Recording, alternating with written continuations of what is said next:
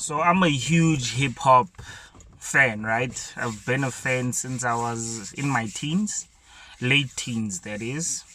And one of the first exposures to hip hop was Eminem's The Eminem Show. A cousin of mine came through and shared a few of the songs. Then from there, I got stuck and fell in love with it. And it's towards the year 2019, towards the end of 2019. And this year, I've listened more to the older generation of music than I have to the newer generation, though I do from time to time give the newer generation a chance so that I can get well acquainted with the moving times and how things work in the industry of music as at current, right? So I was listening to King Los, a very great lyricist from Baltimore in the USA. Um, Particularly when it comes to hip hop, another thing that I've always loved was the freestyles. So King Los, he's one of the dopest off the top. So one of the dopest guys that can rap without having to write the lines down, just to spit off the top of the dome right there and then. You can give him a topic, or he can just go off the top of his head with ideas that come, then he makes them rhyme, he shares all those ideas at the same time. So this morning I was listening to a new freestyle of his which he did like 2 days ago on the LA Lakers show. And boy oh boy was I impressed. Like every time I listen to the guy, I always get impressed. But this particular time, boy, it was as if I was hearing him for the first time. And bar for bar, bar for bar, every line that he threw out there was magical, right? So why I'm actually sharing a bit about this particular thing is that it relates to putting in the hard work and making sure that you are consistent with it. I mean, from the first time, like when you trace back the videos of his freestyles of his songs, you can see that he matured with age. The same way that whiskey does, the same way that wine does. He matured with age. He put in the necessary hours.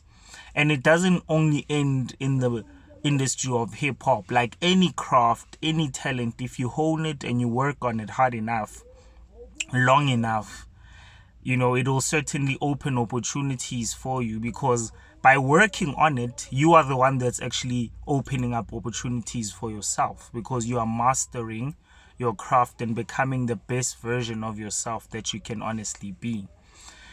So I was listening to his rhyme schemes. I was listening to the way he was sharing ideas. I was listening to, basically he was teaching as he was rapping, right? Because he was teaching about the history of slavery and why the slave masters became so powerful and the strategy behind it. There was context, there was substance to what he was saying, and you could see that he was well convicted. He did the necessary research, but he could put it in rhymes and spit about it as if it was second nature to him. So look at the grades in anything.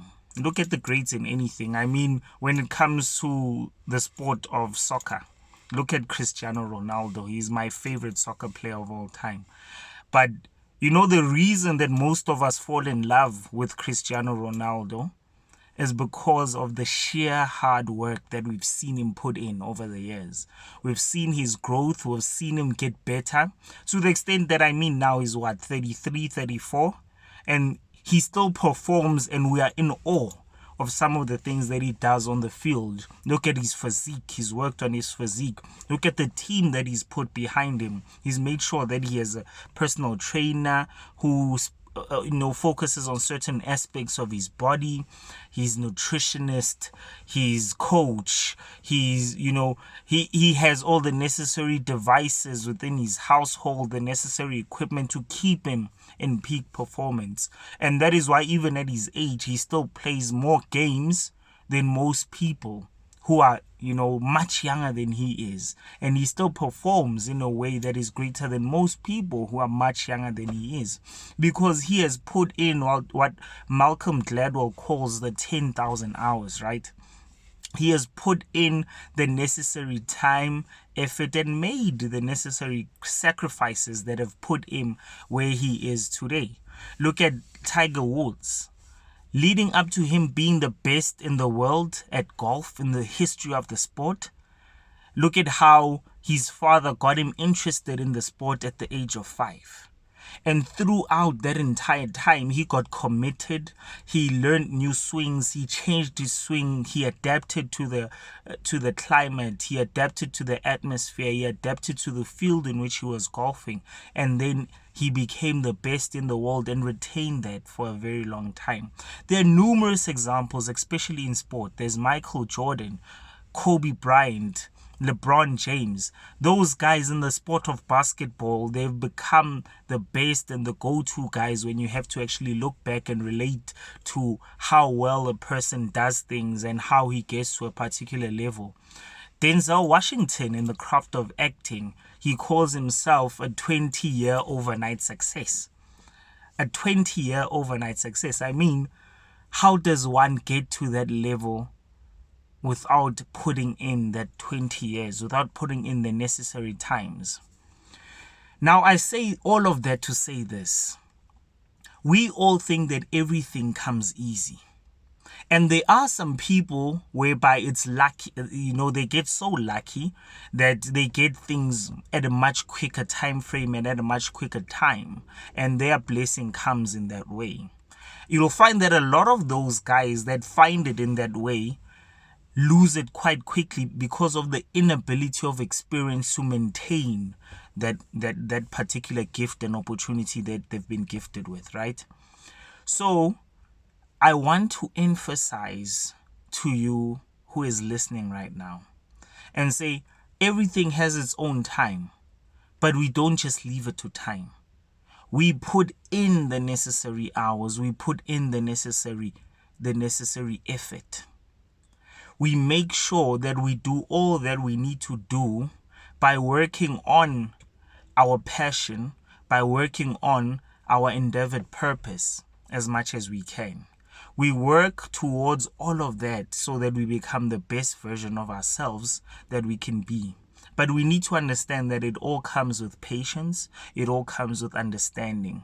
Look at the wealthiest people in the world. It took years and years and years. I saw a post that just reminded me of when you look at Page, the co-founders of Google. It took them a couple of years before the company went public. I think 6. It took Bill Gates 6 years before Microsoft went public. It took Steve Jobs 20 years to become a billionaire, a .com billionaire. So I mean, they had to work in their craft. They had to focus. They had to keep the eye on the ball. They had to keep focused. They just needed to align every part of themselves with the direction and the vision and where they were going. So for you right now, to get where you are going, you need to know that you need to put in the work. You need to put in the hours. You need to do all that is necessary to become the best you that you can most certainly become. So in your endeavor to do all that, I wish you the best. But remember, it will come. It will come. The time may not be today, but it will come. All the best. Peace out.